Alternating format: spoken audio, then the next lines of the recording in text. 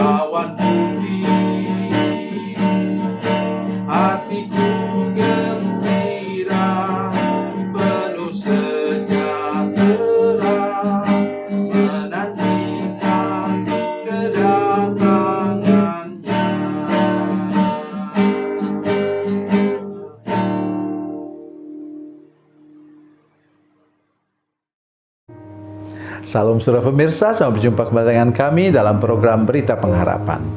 Saudara pemirsa, ada kalanya kita melihat iblis itu seolah-olah hebat. Tetapi ingat, kata firman Tuhan, batasnya dia hanya 3 kali bisa mencobai.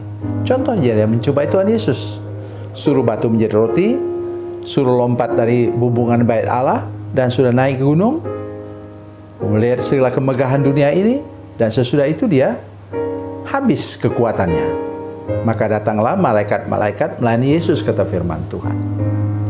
Mari kita berdoa sebelum kita lebih jauh mendengar firman Tuhan ini. Bapa, dalam nama Yesus, terima kasih banyak untuk firman Tuhan hari ini. Kami berdoa jamah hati semua pemirsa, semua jemaat yang menyaksikan program ini, supaya kami tetap percaya bahwa kuasa Tuhan adalah kuasa yang Maha kuasa, tidak tertandingi oleh apapun juga, termasuk oleh kuasa kegelapan. Oleh karena itu tolong kami supaya kami tidak pernah takut kepada kuasa kegelapan. Terima kasih Tuhan. Dalam nama Yesus, haleluya. Amin. Saudara pemirsa, mari kita membaca Alkitab kita dari Perjanjian Lama. Dari Perjanjian Lama, Keluaran pasal 7. Keluaran pasal 7, kemudian Keluaran pasal 7 ayatnya yang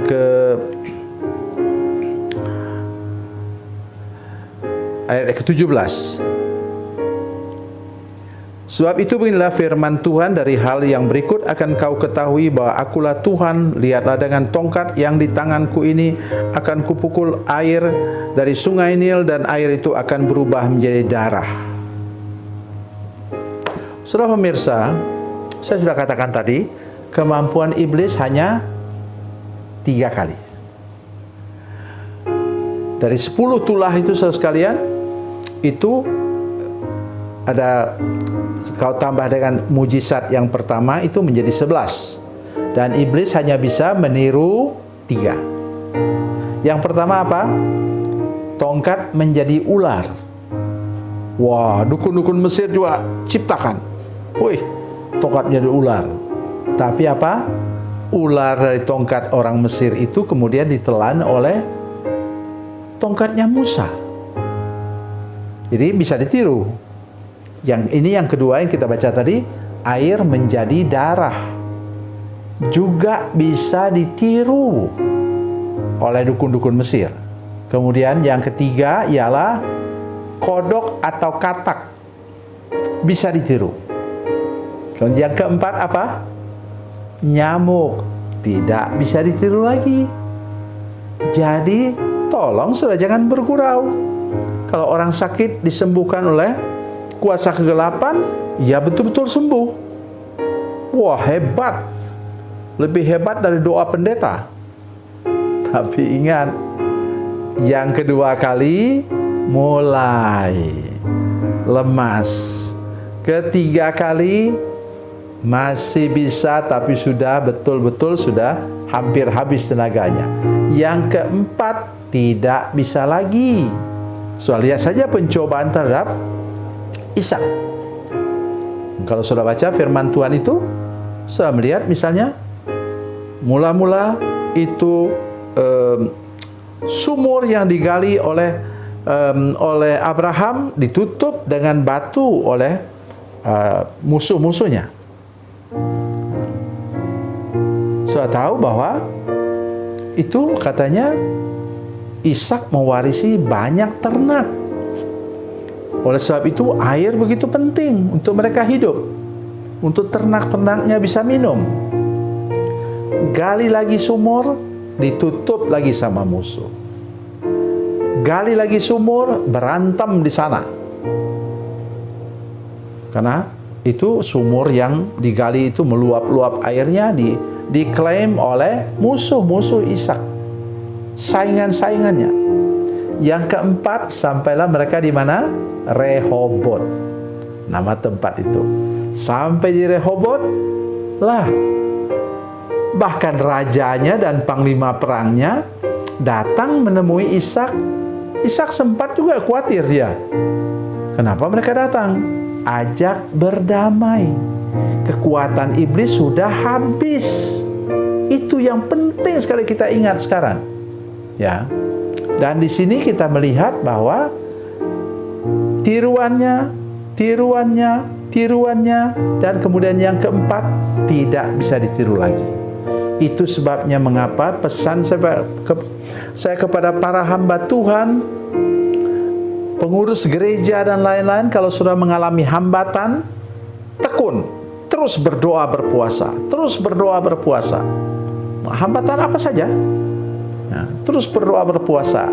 Nanti kemudian iblis kekuatannya habis. Oh, saudara-saudara sekalian, selama 313 tahun, kalau kita kurangi sedikit, 278 tahun, gereja mengalami penganiayaan yang hebat. Sampai semua murid Yesus, sekarang tambah Rasul Paulus, 12 orang itu semua mati sebagai martir. Hanya Rasul Yohanes yang sampai akhir hidupnya dengan tenang di pulau pembuangan namanya Pulau Patmos. Di sana justru dia mendapatkan penglihatan tentang kitab Wahyu. Jadi saudara sekalian, pesan untuk kita sekarang ialah bertahan. Kemudian apa yang terjadi? Tahun 313 naiklah Kaisar Konstantinus, dan waktu dia pergi dengan ibunya ke Israel, dia melihat penglihatan, ibunya melihat penglihatan tentang Tuhan, dan kemudian pulang dia menjadi orang yang percaya kepada Tuhan Yesus Kristus. Itu sebabnya mengapa kemudian berhentilah penganiayaan itu. Jadi saudara sekalian, lama sekali, 278 tahun. Tapi pesan saya hari ini ialah apapun yang engkau alami, tantangan-tantangan dari kuasa gelap, seperti apapun dia, ingat kekuatannya terbatas. Oleh karena itu tekunlah saudara, berdoa, berpuasa, bersama-sama berpegangan tangan dalam satu jemaat. Nanti sebentar lagi engkau akan melihat bahwa segala mujizat yang dibuat oleh iblis itu akan kalah akan hancur oleh karena kuasa kemuliaan Tuhan. Tuhan Yesus memberkati, Tuhan Yesus baik. Mari kita berdoa. Bapa, dalam nama Yesus, terima kasih banyak untuk kebenaran firman Tuhan yang kami dengar sekarang. Tuhan menolong kami semua untuk mengerti kasih dan anugerah Tuhan, dan tolong kami untuk semua mengalami lagi keajaiban Tuhan dan mampu untuk mengalahkan tipu daya iblis dalam hidup kami. Dalam nama Yesus, haleluya. Amin.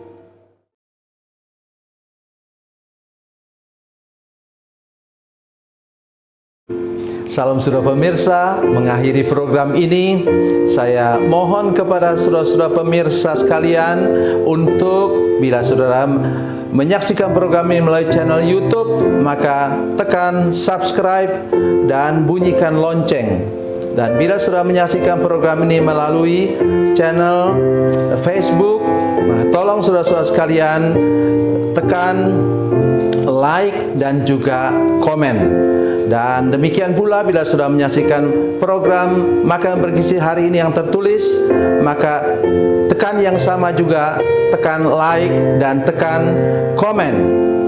Dan tolong saudara-saudara sekalian untuk membagikan program ini, share program ini di channel saudara-saudara sekalian, supaya lebih banyak lagi orang diberkati melalui program ini. Tuhan Yesus memberkati, Tuhan Yesus baik.